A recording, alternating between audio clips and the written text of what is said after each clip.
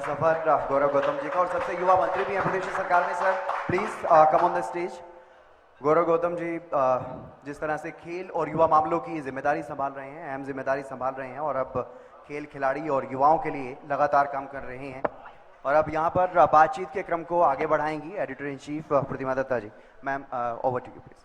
बहुत बहुत शुक्रिया हितेंद्र। और कार्यक्रम में आगे बढ़ते हुए सबसे पहले मैं चाहूंगी जोरदार तालियों से आप सभी स्वागत कीजिए और दिखा दीजिए कि फरीदाबाद में जोश कितना हाई है, क्योंकि युवा मंत्री हमारे साथ इस वक्त मंच पे मौजूद हैं। तमाम रोड मैप को लेकर बात करेंगे, इनके विभाग में क्या कुछ काम हो रहे हैं उसको लेकर बात करेंगे। बहुत बहुत स्वागत गौरव गौतम जी आपका हरियाणा न्यूज के इस फरीदाबाद कॉन्क्लेव में। युवा मंत्री हैं, युवा ऊर्जा है, और आजकल चर्चा बहुत ज्यादा है आपके नाम की। राज्यसभा चुनाव में सबसे पहले मैं बात करूंगी, क्योंकि क्या करा आपने ऐसा कि अंदर से जो भी बाहर निकला सबने बस यही कहा कि भाई गौरव गौतम ने तो हमें बहुत परेशान कर दिया। कांग्रेस वाले तमाम नेता ये आरोप लगाते हुए नजर आए।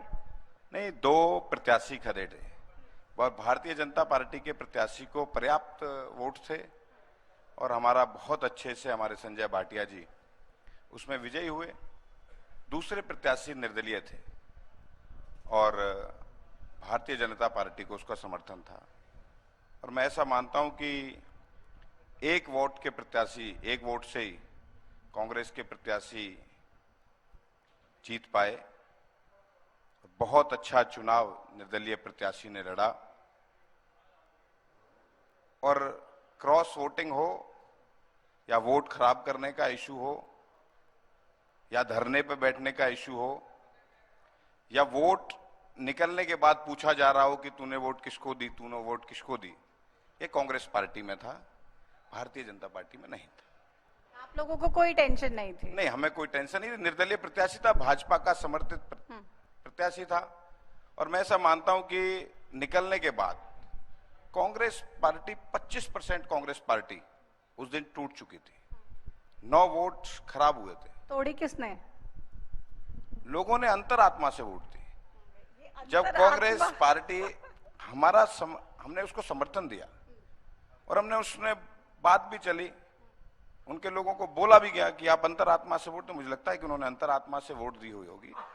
और जिस प्रकार की अफरा तफरी का माहौल कांग्रेस पार्टी में है, जैसे मिडिल ईस्ट के देशों में अफरा तफरी का माहौल है, ऐसे ही कोई धरने पर बैठ रहा है विधायक, कोई क्रॉस वोटिंग कर रहा है, कोई वोट खराब कर रहा है, कोई, मैं ऐसा मानता हूं कि नेतृत्व पर विधायकों का भरोसा, कांग्रेस के विधायकों का भरोसा खत्म हो चुका था। और वहां पर बैठे हुए बड़ी विडंबना है कांग्रेस के साथ। कर्नाटक से व्यक्ति वोट दिखाने के लिए बुलाया कि वोट, हरियाणा प्रदेश के कांग्रेस के नेताओं पर भरोसा नहीं था कि कौन वोट देखेगा, कि सही वोट होगी, कि अच्छी वोट साहब भी देख रहे थे। बीके हरिप्रसाद जी को बुलाया था। दोनों थे ना, हुडा साहब और बीके हरिप्रसाद। हमारा तो कोई हरियाणा से बाहर का नहीं था, हरियाणा के लोगों को ही देखना था। हरियाणा के बाहर से लोगों को वोट देखने के लिए बुलाया, इसका मतलब, और कहकर कांग्रेस के विधायकों ने नेतृत्व को कहकर कि हम तुमको वोट नहीं दे रहे, आपको नेता नहीं मानते, क्रॉस वोट किया है। करमवीर बौद्ध जी से जीते तो मैंने बात की, सबसे पहला इंटरव्यू हरियाणा न्यूज पे दिया, तो मुझे कह रहे थे कि भाई गौरव गौतम वहां बैठे थे, उछल उछल कर हमारे कांग्रेस के विधायकों का वोट देखने की कोशिश कर रहे थे। ऐसा कुछ किया था आपने? वहां एक प्रक्रिया है, कोई अगर अपना वोट दिखाएगा तो वोट कैंसिल होता है, और वहां बैठने के बीच में पार्टीशन होता है। कोई ऐसे जबरदस्ती नहीं दे सकता, वो सब कैमरे में रिकॉर्डिंग होती है।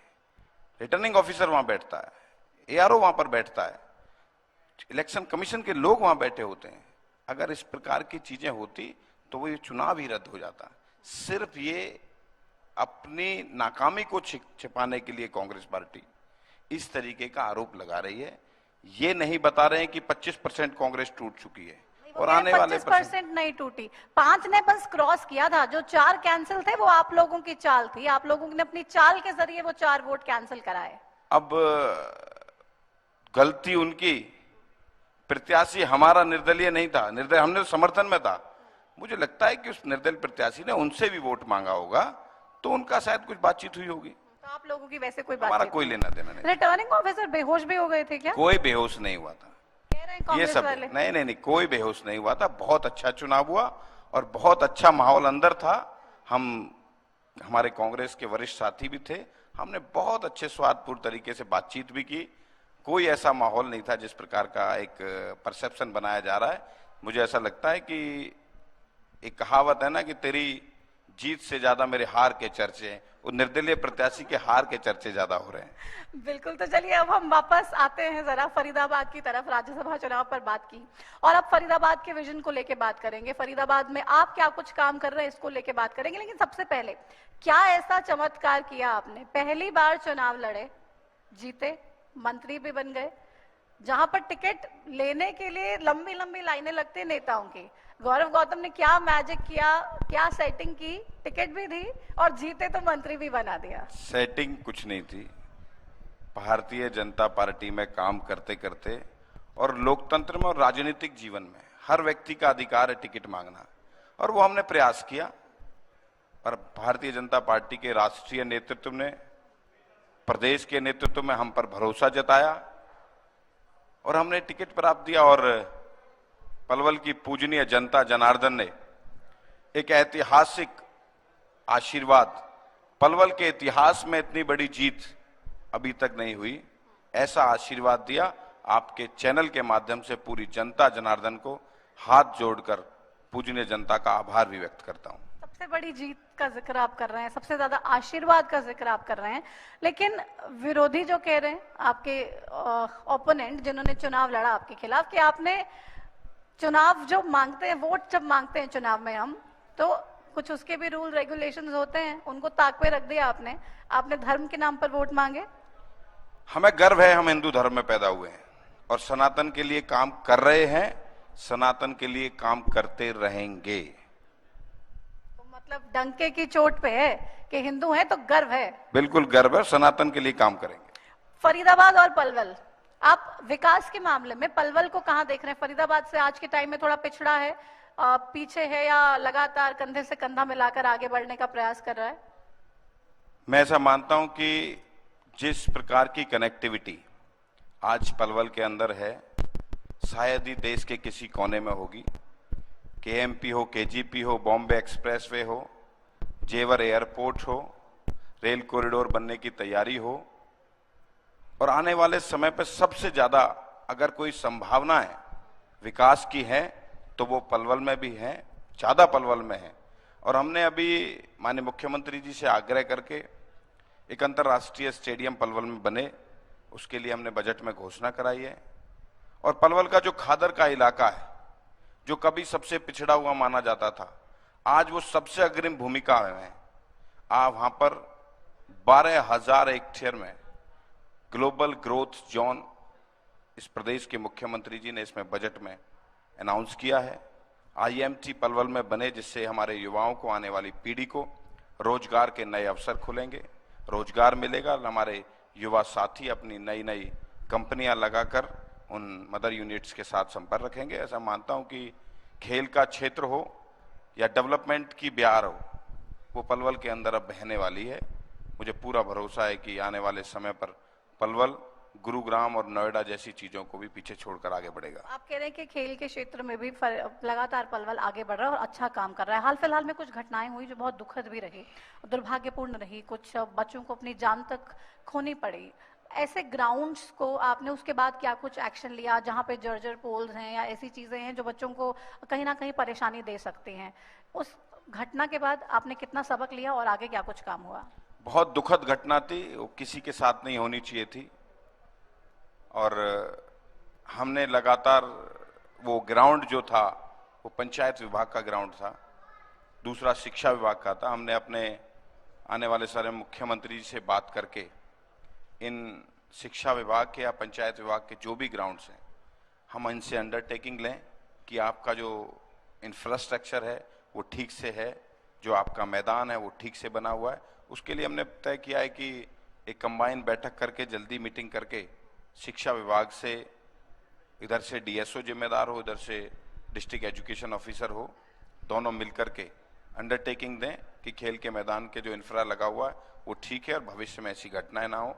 हमसे इस बहुत दुखद घटना थी, लेकिन आने वाले समय पर ना हो इसके लिए हम लगातार प्रयास सरकार ने इससे सीख ली और आगे का रोड मैप तैयार कर लिया, भाई दोबारा से ऐसा कुछ नहीं होना चाहिए। हमारा प्रयास यही है कि आने वाले समय पे इस प्रकार की दुखद घटना कोई ना हो, जिससे हमारा कोई होनहार युवा खिलाड़ी देश से दुनिया से जाना पड़े। हरियाणा की जब बात आती है तो सबसे ज्यादा मेडल हरियाणा देश को देता है। ऐसे में ये मेडल और बढ़े, हरियाणा के खिलाड़ी और खेलें, अच्छा खेलें, अच्छी डाइट मिले, इस सब को लेके भी आप लोग काम कर रहे हैं, क्योंकि बीच में काफी ऐसी शिकायतें भी आई कि खिलाड़ियों को डाइट सरकार की तरफ से तो मिल रही है कागजों में, लेकिन जमीनी स्तर पे वो नहीं आ पा रहा है। नहीं, हमें गर्व है कि हम हरियाणा जैसे स्टेट में हैं और भारत की आबादी का 2% का हरियाणा, और जब मेडलों पर कब्जे की बात आती है तो हिंदुस्तान के आधे से ज्यादा मेडलों पर कब्जा हरियाणा का रहता है। ये हरियाणा के हमारे युवा खिलाड़ियों की उत्साह और ऊर्जा और हरियाणा सरकार, नायब सिंह सैनी सरकार की खेल नीति, एक ऐसी खेल नीति, सबसे भारत में जो खेल की नीति है उसे दूसरे प्रदेश अडॉप्ट करते हैं। खेल नर्सरियों के माध्यम से 50,000 से ज्यादा युवा खिलाड़ी सुबह आपको खिलाड़ियों में खेल के मैदान में प्रैक्टिस करता हुआ नजर आ जाएगा। 2000 खेल नर्सरियां, हमारा प्रयास है कि हमारे गांव में खेल नर्सरी खोलें, और खेल नर्सरियों में कोच की सैलरी भी सरकार देगी और उनकी डाइट की चिंता भी सरकार करेगी, खिलाड़ियों की डाइट की चिंता। और ऐसा नहीं है, 6 महीने में डाइट का एक सिस्टम बना हुआ है, एक ऑनलाइन प्रोसेस है, उसके प्रोसेस के हिसाब से हम प्रॉपर तरीके से चल रहे हैं। कुछ जो बची हुई डाइट्स हैं इस बजट में हम पूरा करने के बाद अच्छा काम करेंगे। खिलाड़ियों के साथ साथ जिम्मेदारी एक महिला खिलाड़ी के लिए भी हम बात कर लेते हैं, क्योंकि बहुत सारे चैलेंजेस भी ऐसे होते हैं जो उनको अपनी डेली लाइफ में देखने पड़ते हैं, झेलने पड़ते हैं। वो सबके बीच भी वो मैनेज करती हैं, खेलती हैं और बढ़िया खेलती हैं, देश के लिए मेडल लेके आती हैं। महिला खिलाड़ियों पे क्या कोई विशेष फोकस, विशेष योजनाएं सरकार की तरफ से है कि भाई उनको और प्रोत्साहन मिले? जो एस्टैब्लिश्ड प्लेयर्स हैं, चलिए वो तो एक मंच पे एस्टैब्लिश्ड है, उनके पास बहुत सारे प्लेटफॉर्म्स भी हैं, लेकिन जो ऐसे लोग जिनके पास ज्यादा साधन नहीं है, उनको सशक्त करने के लिए कोई प्लान?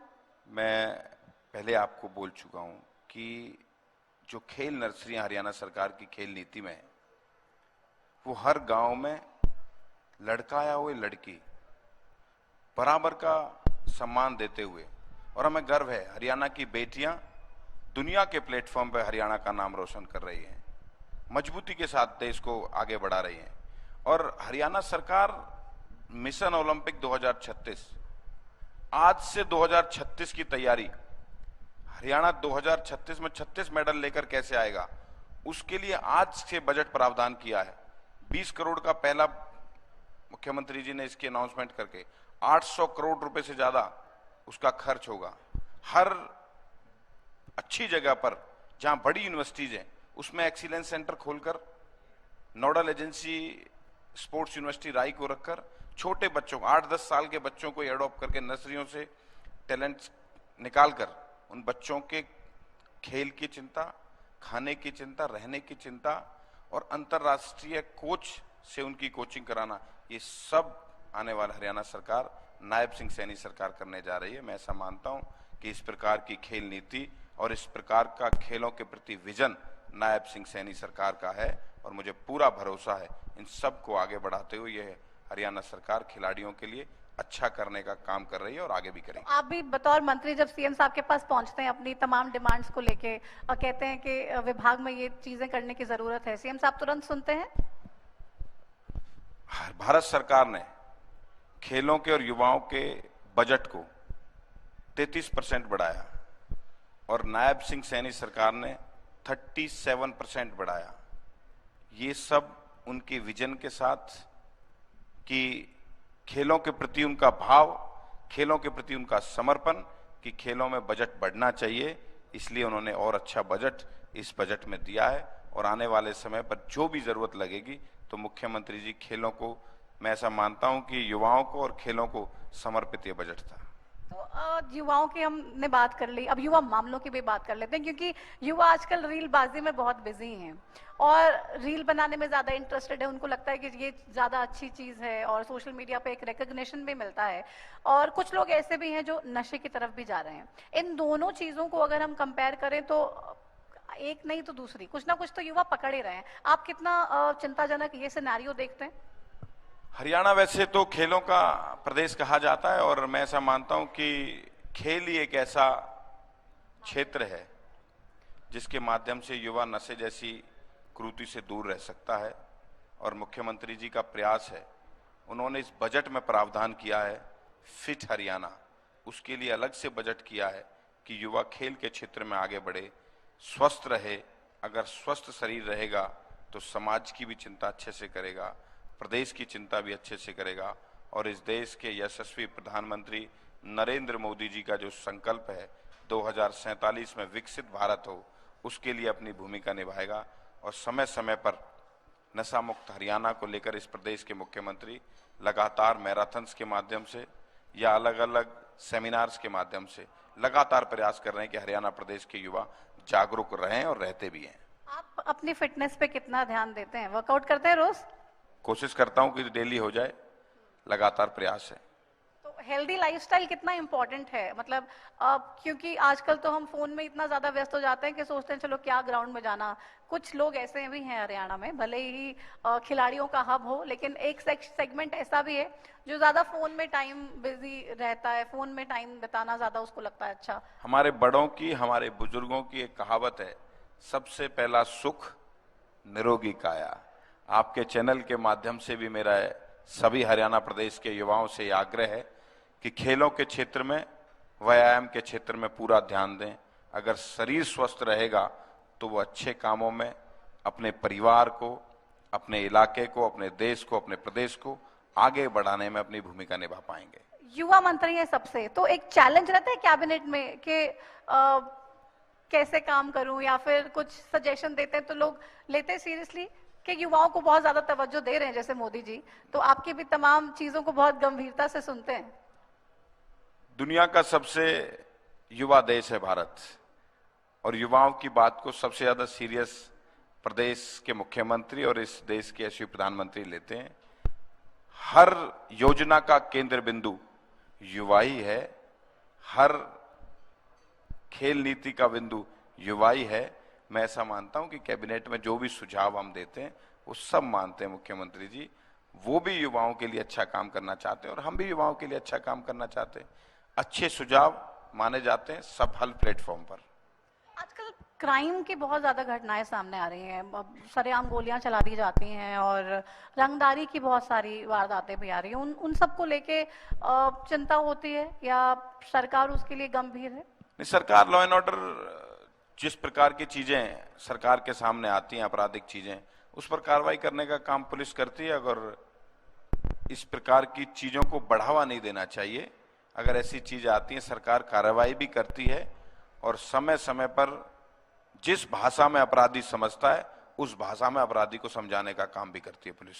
हम देख रहे हैं बहुत सारे एनकाउंटर्स भी लगातार चलते हैं और ऐसे अभियान चलाए जा रहे हैं जिससे तमाम क्रिमिनल्स जो भी उनको ट्रैक करके तुरंत गिरफ्तार किया जाए। ये पुलिस की मुस्तैदी और सरकार की नीति, जो जिस भाषा में अपराधी समझेगा उसी भाषा में समझाया जाएगा। पुलिस की मुस्तैदी है, लेकिन आपने देखा पिछले दिनों अल फलाह यूनिवर्सिटी को जिस तरीके से आतंकियों ने अपना ठिकाना बनाया, तमाम देश के खिलाफ प्लानिंग यहां से की गई, तो फरीदाबाद को उसके लिए क्यों चुना गया? या सबसे सेफ एरिया फरीदाबाद को माना आतंकियों ने देश के खिलाफ गतिविधियां प्लान करने का? आतंकी अपना सॉफ्ट चीज ढूंढते हैं जहां वो आसानी से घुस सकें और कुछ जो युवा आतंकी बने हैं, बड़ा दुखद है, फरीदाबाद का नाम भी उसमें खराब हुआ है। लेकिन सरकार ने कार्रवाई करते हुए उनको उनकी कानून के मुताबिक सजा भी मिलेगी, उनको जेल के पीछे भी भेज दिया है। और अल फलाह यूनिवर्सिटी जो एक आपराधिक गतिविधियों का अड्डा बनती जा रही थी, उस पर सरकार ने यूनिवर्सिटी एक्ट में अमेंडमेंट करके उसको कब्जे में लेकर एडमिनिस्ट्रेशन भी बैठा दिया है। एडमिनिस्ट्रेटर बैठ के अब उस पूरी यूनिवर्सिटी को देखेंगे और आने वाले समय में भविष्य में ऐसे विश्वविद्यालय कोई आपराधिक और आतंकी गतिविधियों का अड्डा ना बने, उस पर सरकार मुस्तैदी से काम करेगी। और वो हमारी सरकार ने पकड़ा था, अगर चप्पे चप्पे पर भारत सरकार हो या हरियाणा सरकार की पुलिस हो, निगाह बनाए हुए हैं। इस प्रकार की अड्डे न हरियाणा में पलने दिए जाएंगे, न देश में पलने दिए जाएंगे। जिस भाषा में समझेगा उसी भाषा में सरकार और देश उसको करने के लिए तैयार है। लेकिन कुछ गलत नहीं होने देंगे आप नहीं। हरियाणा में। अब किसानों को लेके अक्सर लगातार विपक्ष भी सवाल उठाता है, आरोप लगाता है कि आपकी सरकार उनके साथ जस्टिस नहीं कर रही है। और हम देखते हैं पलवल में भी अलग अलग तस्वीरें ऐसी सामने आती है जब किसान आरोप भी लगाते हैं या फिर ये कहते हैं कि भाई हमें मंडियों में जाके बहुत सारी समस्याओं का सामना भी करना पड़ रहा है। नहीं, हम सरकार लगातार इस प्रकार की चीजों पर निगाह बनाए हुए हैं और इनजस्टिस किसी के साथ नहीं होता। सरकार लगातार समाज के प्रति आपराधिक गतिविधियों में जो रहेगा उस पर कार्रवाई, ठोस ही कार्रवाई होगी और पूरे जस्टिस के साथ होगी। न्याय, जिसके साथ अन्याय हुआ उसको न्याय मिलेगा और जिसने अन्याय किया उसको उसकी पूरी सजा मिलेगी। हम फरीदाबाद की बात करते हैं और जब बीजेपी की बात करते हैं तो एक और भी बात है वो अपने आप निकल के सामने आ जाती है कि भाई बीजेपी तो बहुत ही डिसिप्लिन वाली पार्टी है, सारे नेता बहुत ही प्रेम प्यार से रहते हैं, लेकिन 3 नेताओं का प्रेम ज्यादा दिखता है। गौरव गौतम, राजेश नागर साहब सामने बैठे हैं, आपका स्वागत भी, और विपुल गोयल जी भी। तो ये दोस्ती कुछ ज्यादा गहरी है? भारतीय जनता पार्टी का हर कार्यकर्ता और फरीदाबाद लोकसभा का हर कार्यकर्ता अपने अपने तरीके से सरकार को मजबूत करने में लगा हुआ, भारतीय जनता पार्टी को मजबूत करने में लगा हुआ। इस देश के प्रधानमंत्री नरेंद्र मोदी जी का संकल्प, इस प्रदेश के मुख्यमंत्री नायब सिंह सैनी का संकल्प, अंतिम व्यक्ति तक सरकार की योजनाएं कैसे पहुंचे, अंतिम व्यक्ति तक सरकार की योजनाओं का लाभ कैसे मिले, हमारा प्रयास है। गरीबी मुक्त जो नारा इस देश के प्रधानमंत्री ने दिया है, 25 करोड़ से ज्यादा लोगों को गरीबी रेखा से मुक्त करा चुके हैं, तो उस पर काम कर रहे हैं।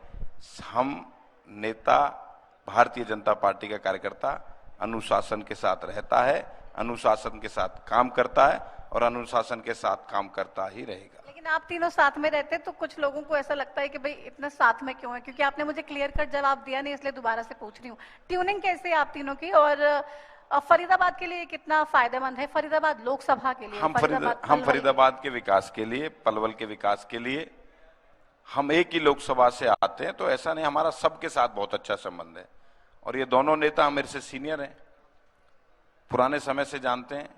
हमारा हर नेता का समन्वय अच्छा है, कोई कमी किसी में नहीं है। तो जब गाना गाते हैं आप तीनों एक साथ खड़े होके, आपको भी शौक है गाना गाने का, या जो तीनों एक साथ खड़े होते तो वो गाने अपने आप आ जाते? अरे वो तो गाने बड़े भाई हैं, वो सब गाते हैं, तो हम तो उसमें हिस्सा बन जाते हैं। तो बड़े भाइयों के पीछे पीछे गौरव गौतम चलते हैं। बिल्कुल बिल्कुल। पलवल के लिए क्या कुछ आगे का रोड मैप आपके पास है गौतम साहब? पहले भी डिस्कशन हुआ, हमारा प्रयास है कि खेलों के क्षेत्र में पलवल आगे बढ़े और हमने एक हमारा सुभाष चंद्र बोस स्टेडियम है, उसको 20 करोड़ रुपए की लागत से उसको और सुंदर अच्छा बनाया जा रहा है। एक हमारा घोघेरा में स्टेडियम है, 10 करोड़ की लागत से हम उसको आगे बढ़ाने लग रहे हैं। और एक मुख्यमंत्री जी से बजट अनाउंसमेंट है, जो एक अंतर्राष्ट्रीय स्तर का खेल स्टेडियम पलवल में बने, ओलंपिक की तर्ज पर ओलंपिक के गेम्स उसमें हो, उसके लिए जमीन चिन्हित करके उसकी तैयारी जल्दी शुरू हो जाएगी। और जो हमारा खादर का इलाका का क्षेत्र जो जेवर एयरपोर्ट के पास है, उसको ग्लोबल ग्रोथ जोन घोषित किया है। यमुना पे बांध बने, उसके लिए बजट घोषित हुआ है। IMT बनने की तैयारी शुरू हो गई है। मुख्यमंत्री जी से हमने अनाउंसमेंट कराई थी, जल्दी हम उसको पूरा करने के लिए हमारी जो आगरा कैनाल के साथ साथ जो फरीदाबाद तक रोड है उसको आगे तक हम ले जाएं, पलवल तक, जो ट्रैफिक भी कम रहे और उसको उपयोग में हमारे लोग लेकर आए। अलग अलग क्षेत्र में यूथ हॉस्टल बनना हो, विश्वकर्मा स्किल यूनिवर्सिटी में नए कोर्सेज लाने हो, ITI और इस सब को जौहरी प्रणाली के साथ, ड्यूअल सिस्टम के साथ, कंपनियों के साथ हमारी ITIs को कैसे जोड़ा जाए, उसकी तरफ काम आगे बढ़ रहा है। यमुना पे बांध तो बना लेंगे, लेकिन यमुना साफ कर पाएंगे क्या? हरियाणा में भी आपकी सरकार, दिल्ली में भी आपकी सरकार, अब ये हो पाएगा? जो संकल्प लिया है मोदी सरकार ने, दिल्ली की सरकार ने, हम भी उसमें शामिल हैं, हरियाणा सरकार भी करेगी। अच्छा, पलवल की एक और बड़ी समस्या है, मार्केट्स में इतना ज्यादा इंक्रोचमेंट है कि लोग बहुत ज्यादा परेशान होते हैं कि भाई मार्केट में निकलने का रास्ता ही नहीं है। इतनी ज्यादा दुकानों के बाहर लोग अपनी इंक्रोचमेंट कर लेते हैं, और उसको रोकने के लिए कुछ काम वाम किया गया है? लगातार प्रशासन के लोग उस पर कार्रवाई भी करते हैं और व्यापारी भाई सब अपने हैं, हम भी उनसे निवेदन और आग्रह करते हैं हर प्रकार से जब मिलते भी हैं कि वो इंक्रोचमेंट ना करें, आम जनमानस को कोई समस्या ना हो। तो उसके लिए लगातार हम, प्रशासन भी अपनी कार्रवाई करता है, जागरूकता के माध्यम से उनको जागरूक भी किया जाता है, और जनप्रतिनिधि जो हमारे होते हैं उनसे भी आग्रह किया जाता है कि भाई अपने दुकानदार भाई बहन हो या आसपास के हमारे रहने वाले व्यापारी भाई हो, उनको समझाया जाए कि इस प्रकार के इंक्रोचमेंट ना हो। लोग मानते भी हैं और अच्छा करने का प्रयास भी वो थोड़ी देर के लिए मानते हैं, फिर दोबारा से इंक्रोचमेंट शुरू हो जाती है। लगातार प्रयास रहता है, ये चीजें निरंतर चलती आ रही हैं, कोई आज से नहीं, पहले से ही, जब से हमारे लीडरशिप रही है तब से ही कुछ चीजें होती हैं, हटती हैं, बनती हैं, बिगड़ती हैं, प्रयास करते हैं, अच्छा होता है, अच्छा करने का प्रयास। एयर पोल्यूशन, हालांकि अभी तो मौसम बड़ा अच्छा है, एयर क्वालिटी बहुत अच्छी है, लेकिन ओवरऑल ये कितनी बड़ी चुनौती है, क्योंकि आप देखिए कि इतना ज्यादा पोल्यूटेड हो जाती है एयर, कि सांस तक नहीं ले पाते हैं। एयर प्योरीफायर्स के बिना काम चलता नहीं है। युवाओं के लिए चुनौती है, आने वाली पीढ़ी के लिए चुनौती है, एयर पॉल्यूशन ठीक रहे। आपके चैनल के माध्यम से यही आग्रह है, युवाओं से भी, आने वाली पीढ़ी से भी, हमारे बुजुर्गों से भी, हमारे बड़ों से भी, कि ज्यादा से ज्यादा पेड़ों के प्रति लोगों को जागरूक करें। इस देश के प्रधानमंत्री ने जो शुरुआत करी है, एक पेड़ माँ के नाम, उस अभियान में जुड़े, ज्यादा से ज्यादा पेड़ लगाएं। वही एक ऐसा है जो हमें आने वाले समय पर पॉल्यूशन से बचा सकता है। आप तमाम युवाओं से मेहनत करो, कसरत करो के साथ साथ एक पेड़ भी लगाओ, क्योंकि आपके चैनल के माध्यम से सभी युवाओं से आग्रह है, एक पेड़ माँ के नाम, जिस देश के प्रधानमंत्री नरेंद्र मोदी जी का जो अभियान है उसमें जुड़े। अच्छा, जो हमारा मुखिया होता है ना, उसकी हमें वैसे तो सारी बातें अच्छी लगती हैं, लेकिन गौरव गौतम जी को नायब सैनी, हरियाणा के मुख्यमंत्री, एक ऐसी कौन सी बात है जो सबसे ज्यादा अच्छी लगती है और आपको लगता है कि बीजेपी के लिए ये चीज बहुत ज्यादा बेनिफिशियल है? मृदुभाषी, सरल, सौम्य, लोगों से मिलना, तुरंत काम करना। तुरंत काम करते हैं? यस। तो आपको लगता है कि सैनी साहब आगे लगातार भारतीय जनता पार्टी को लेके जाएंगे? बिल्कुल नेतृत्व कर रहे हैं, आगे भी नेतृत्व करते रहेंगे हमारा। कांग्रेसी को, कांग्रेस वाले जितने भी हैं, उनको कोई स्कोप दे रहे हैं कि आगे चुनाव में लड़ सकते हैं, सरकार बना सकते हैं? कोई उम्मीद करे कि नहीं? मुझे नहीं लगता है, मुझे नहीं लगता। क्यों? लगातार जिस प्रकार से भारतीय जनता पार्टी की मेहनत, भारतीय जनता पार्टी के मुख्यमंत्री हो या नेता हो, उनका जनता के प्रति समर्पण, उनका काम करने का तरीका लोगों को रास आ रहा है, और तीसरी बार सरकार बनाई है। तो आरोप लगाते हैं आप लोगों पे, धन तंत्र के बल पे जीत गए, आपने डरा दिया, धमका दिया, ईडी सीबीआई का प्रेशर दिखा दिया, इसलिए हमारे जो विधायक थे डर गए राज्यसभा चुनाव में। विपक्ष का काम है आरोप लगाना, और उन्हें आरोप लगाते रहना ही चाहिए। जनता ने हमें सेवा का मौका दिया, हम सेवा कर रहे हैं, हमारा प्रयास है, काम कर रहे हैं, उस तरफ आगे बढ़ रहे हैं। बहुत से ऐसे भी खिलाड़ी होते हैं जिनको एक सही दिशा नहीं मिल पाती है, कंफ्यूजन में रह जाते हैं कि भाई हम ये करना तो चाहते हैं लेकिन कैसे करें वो मालूम नहीं।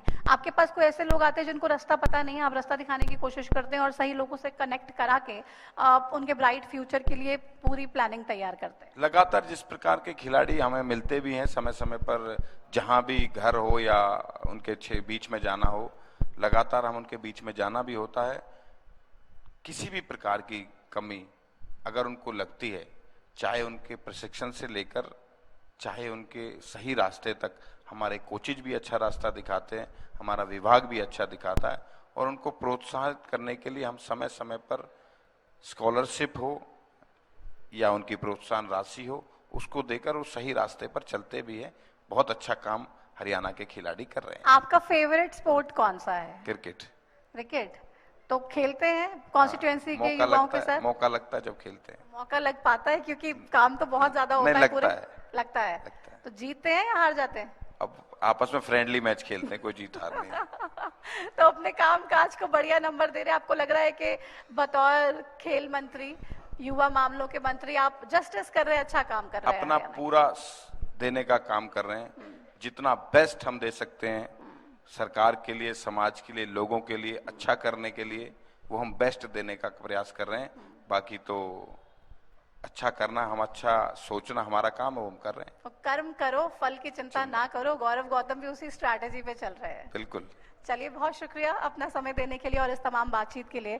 तो गौरव गौतम साहब को सुना आपने, जो ये साफ तौर पे कह रहे हैं कि हम अपने कर्म करने की दिशा में आगे बढ़ रहे हैं और कर्म लगातार इंसान को करने चाहिए। बतौर खेल मंत्री तमाम इनके प्रयास यही हैं कि हरियाणा के खिलाड़ियों को किसी तरीके की कोई परेशानी ना आए, जिसको प्रोत्साहन की कमी लगे उसको सरकार लगातार प्रोत्साहित करने की कोशिश भी करती है, काम भी करती है। वर्ल्ड लेवल इंफ्रास्ट्रक्चर हरियाणा में क्रिएट करने का प्लान भी है। ओलंपिक 2036 में 36 मेडल लाने का भी हरियाणा का प्लान है। इन तमाम चीजों में कितने सक्सेसफुल हो पाएंगे और तमाम चुनौतियों को कैसे पार कर पाएंगे, इसका जवाब हमारे साथ गौरव गौतम जी थे, उन्होंने दिया। फिलहाल इस सेशन में इतना ही, आगे बढ़ते हैं। Over to you thank you. Thank you ma'am, thank you Gaurav Gautam ji, आप हमारे इस खास कार्यक्रम में आए और बेबाकी से तमाम सवालों के जवाब भी दिए। हरियाणा न्यूज़ के editor in chief Pratima Datta ma'am आपको सम्मानित कर रही हैं मोमेंटो देकर के, और programme planning head Haryana news के सौरभ गोयल जी, वो आपको एक प्लांट भी देंगे। आपने पर्यावरण को लेकर के जो संदेश दिया उसी को आगे बढ़ा रहा है हरियाणा न्यूज़ भी, और बेहद शानदार, बेहद दिलचस्प रहा ये सेशन और बातचीत का सिलसिला लगातार